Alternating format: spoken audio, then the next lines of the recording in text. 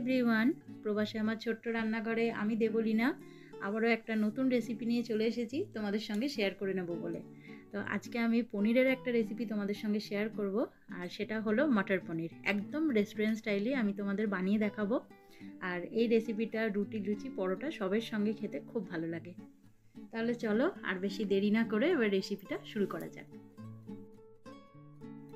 তো সবার প্রথম দেখো, একটা ফ্রাইং প্যানে আমি বেশ কিছুটা রিফাইন্ড অয়েল নিয়ে নিয়েছি।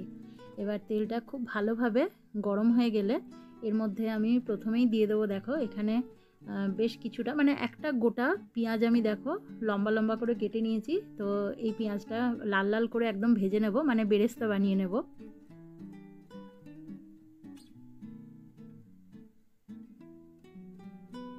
এই যে দেখো পেঁয়াজটা একদম ভাজা হয়ে গেছে। এবার ভালোভাবে তেল ঝরিয়ে পেঁয়াজটা তুলে নেব।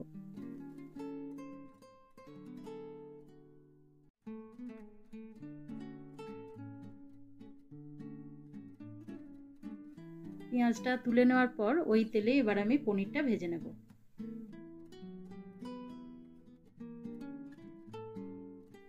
পনিরটা ভাজা হয়ে গেছে দেখো, এবার একটা বাটিতে আমি তুলে নিচ্ছি।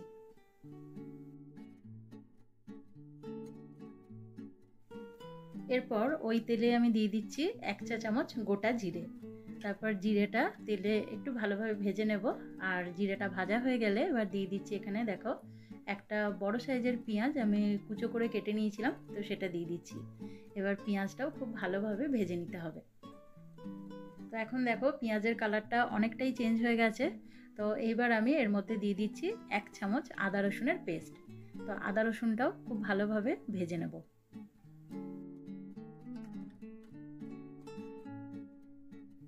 আদা রসুনটা খুব ভালোভাবে ভেজে নেওয়ার পর আমি একটা বড় সাইজের টমেটো আগে থেকে পেস্ট করে নিয়েছিলাম, তো সেটা এর মধ্যে এখন দিয়ে দিলাম। এবার পুরোটা দেখো একসঙ্গে মিশিয়ে নিচ্ছি।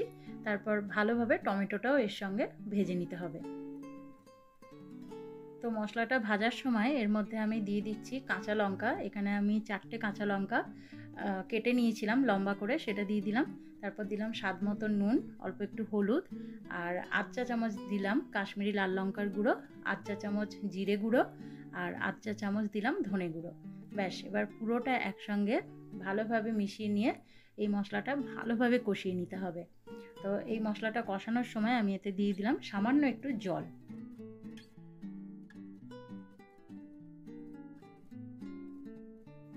তো এখন দেখো মশলাটা খুব ভালোভাবে কষানো হয়ে গেছে, মানে মশলার যে কাঁচা গন্ধটা থাকে সেটা একদমই চলে গেছে। তো এইবার আমি এর মধ্যে দিয়ে দিলাম মটরশুঁটি।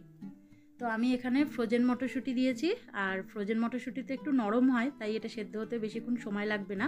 তোমরা যদি বাজারে যে খোলা শুদ্ধ মটরশুঁটি পাওয়া যায় সেই মটরশুঁটি মানে কাঁচা মটরশুঁটি যেটা, সেটা যদি দিতে চাও তাহলে আগে থেকে একটু সেদ্ধ করে নিও, তারপরে এতে দিও।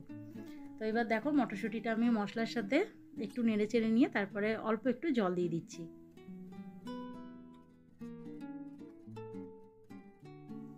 এরপর এতে আমি আগে থেকে ভেজে রাখা পনিরগুলো দিয়ে দিচ্ছি।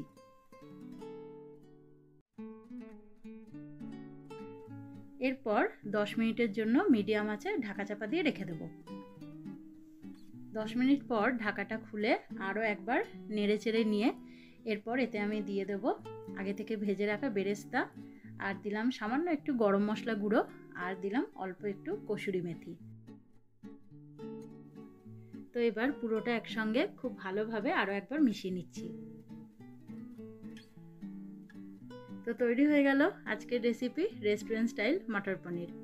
আর আজকে ডিনারে মটর পনিরের সঙ্গে আমি বানিয়ে নিয়েছিলাম গরম গরম পরোটা।